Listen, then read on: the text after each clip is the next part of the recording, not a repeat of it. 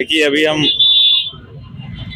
गौ माता को राष्ट्र माता बनाने के लिए और उनको सरकारों की पशु सूची से हटाकर राष्ट्र माता के रूप में प्रतिष्ठित करने के लिए जो आंदोलन चल रहा है उसके समर्थन के लिए यात्रा कर रहे हैं।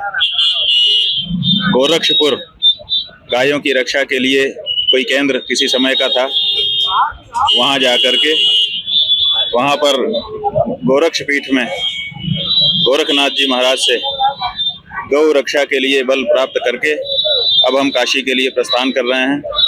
इसी क्रम में अभी गाजीपुर के लंका में आना हुआ। गोरक्ष पीठ से ही इस वक्त प्रदेश के मुख्यमंत्री हैं और इसमें उनका कुछ आश्वासन, कुछ सहयोग मिल रहा है महाराज।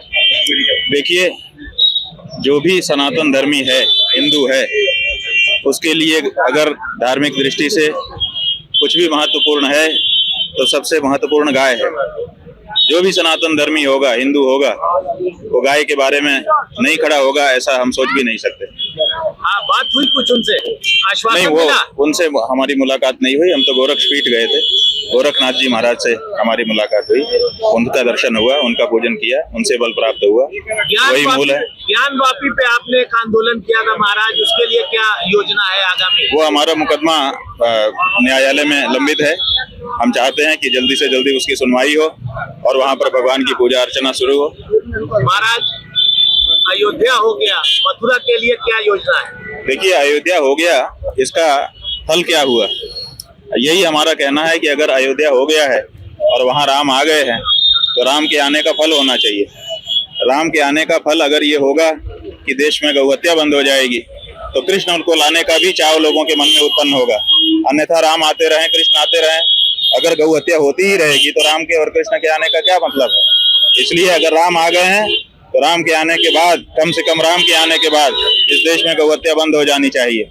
अगर गौहत्या बंद हो जाएगी तो हमारा जो पराक्रम है, बल है, आत्मबल है, वो बढ़ेगा और कृष्ण भी आएंगे, शिव भी आएंगे, सब आएंगे। लेकिन राम के आने का फल अभी तक नहीं मिला, वो मिलना चाहिए। क्या लगता है, राम मंदिर बन गया लेकिन राम आए कि नहीं? देखिए, गौहत्या बंद हो तो हम समझें कि दैवी शक्तियों का जागरण हो रहा है, उसके पहले तो हम ये कल्पना नहीं कर सकते। ऐसे में आम जनमानस से क्या आप? आम जनमानस से हम ये कहना चाहेंगे कि हिंदू वो है जो किसी भी कार्य को करने को पहले इस बात का विचार करता है कि जो कार्य हम करने जा रहे हैं उससे पाप होगा कि पुण्य होगा। तो आप वोट देने वाले हो, क्योंकि लोकसभा का चुनाव अभी आने वाला है, आप अपना वोट का प्रयोग करेंगे, मताधिकार का प्रयोग करेंगे, मतदान करेंगे। ये विचार कर लीजिए कि आपके दिए गए वोट से जो सरकार बनती है, अगर वो गौहत्या करती है तो आपको भी गौहत्या का पाप लगेगा, क्योंकि गौ हत्यारे का समर्थन करने वाले को भी गौहत्या का पाप लगता है।